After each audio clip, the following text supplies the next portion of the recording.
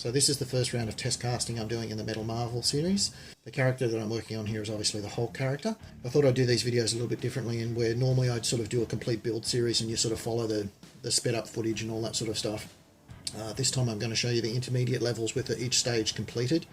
What we're looking at here is just the raw casting. This is literally just straight out of the sand with the bits cut off. There's no cleanup there at all in that. That's quite literally what it looks like once it's come out of the sand. And I thought I'd just discuss some of the difficulties associated with trying to get these sort of really detailed pieces done. The biggest point with them is that you tend to find one side ends up being a little bit better than the other.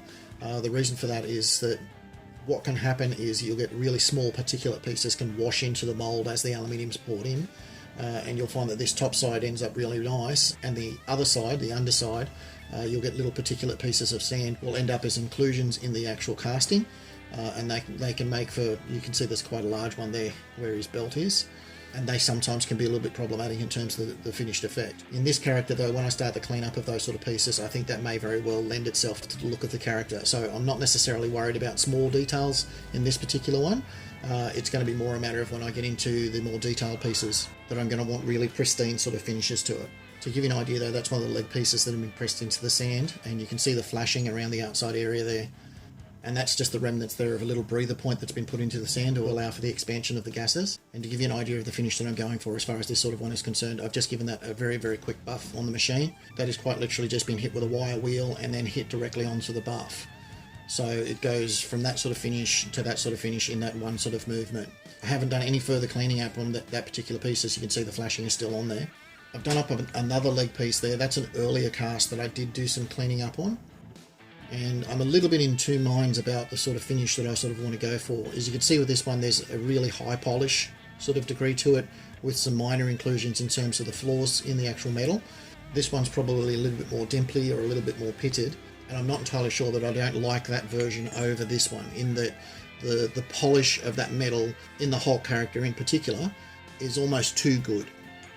If I go over to his pants there, you can see it's picked up the folds in the fabric really nicely as well. And I think that will make for enough of a difference between the two types of finish of the metal to have a good transition point between the two pieces. The arms are a little bit different again. This one was a failed one. I've had some shrinkage in around the hand. It's a pity because it actually picked up quite a nice bit of hand detail on that inside sort of fist position, but it's pretty clear with this sort of project that it's going to be a trade-off between the lost detail, which I'll have to recarve details where I need to. I haven't had any issue in terms of, you can see where the seam runs there, removing that seam and then sort of blending it back in just with the tools that I've got seems to work quite well, and the seam ends up being completely invisible.